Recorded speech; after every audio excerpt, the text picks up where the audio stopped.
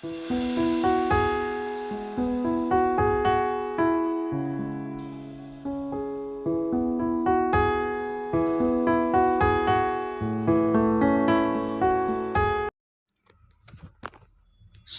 గ్రంథం 21వ అధ్యాయము 25వ వచనం.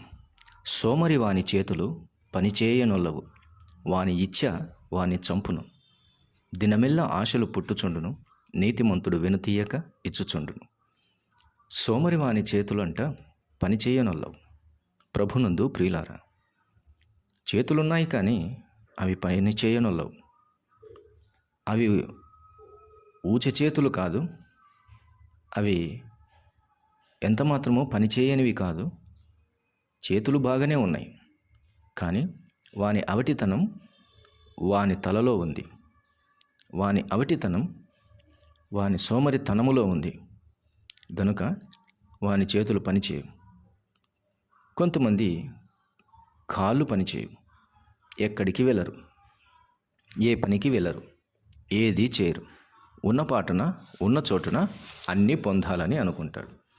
అలాంటి వాడికి ఆశలు కొండంత, అలాంటి వాడికి ఆశలు సముద్రమంతా. కాబట్టి వాని ఇచ్చ ఒకనాడు వానిని చంపివేస్తుంది.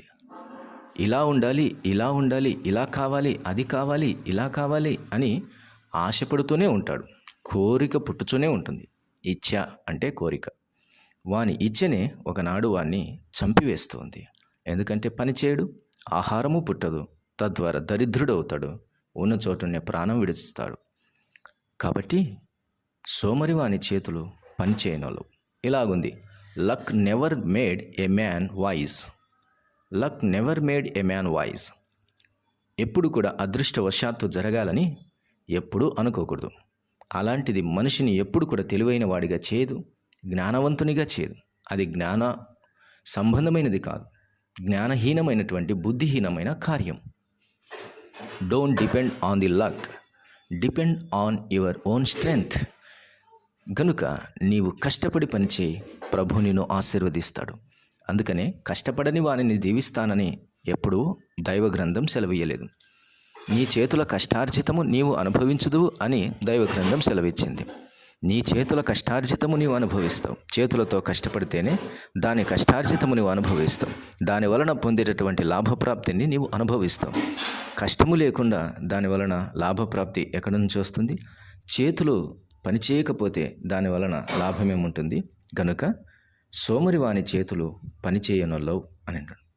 కొన్నిసార్లు పెద్దలు అంటుంటారు, అరే కొంచెం ఆ పని చేసి పెట్టరా, నేను చేయను పో అంటుంటారు పిల్లలు, యవనస్తులు. నీ చేతులు ఏమన్నా పాడయ్యాయా అని అంటూ ఉంటారు పెద్దలు. అవును, నిజమే, చేతులు బాగున్నాయి పని చేయటానికే, సహాయం చేయటానికే, దేవుని పని చేయటానికి, నీ తోటివారి పని చేయటానికి, నీ సొంత పని చేసుకోవటానికి కష్టపడి పని చేసిన వాడే భోజనము చేయటానికి అర్హుడు. ఇది దైవ గ్రంథ నియమం. దీన్ని మించినది ఇంకేదైనా ఉందంటే అది దుష్టుని సంబంధమైనదని అర్థం చేసుకోవాలి. దేవుడు మనల్ని సృష్టించింది కష్టపడి పని చేయటానికి. ఆదామును సృష్టించింది కావలి కాయటానికి. పాపము చేసిన తర్వాత ఆదాముకి ఇచ్చినటువంటి పని నీవు కష్టపడి పని చేయాలి, నీవు చెమటోర్చి పని చేయాలి అని రాయబడింది.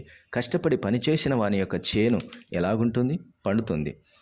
పని చేయని వాని చేను ఏమవుతుంది? ముళ్ళ కంపల చేత, గచ్చి పొదల చేత అది నింపబడుతుంది.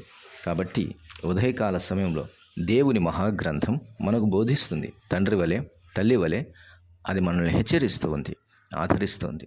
సోమరి వాని చేతులు పనిచేయనులో వాని ఇచ్చే వాన్ని చంపుతుంది. దినమెల్ల ఆశలు పుట్టుచుండు కనుక నీ ఇచ్చే నిన్ను చంపక మునిపే నీవు లేచి నీ చేతులతో పనిచేయము. అప్పుడు నువ్వు జ్ఞానవంతుడవై తెలివిగలవాడవై దేవుని మహాకృపలోన నీ చేతుల కష్టార్జితం నీవు అనుభవిస్తావు.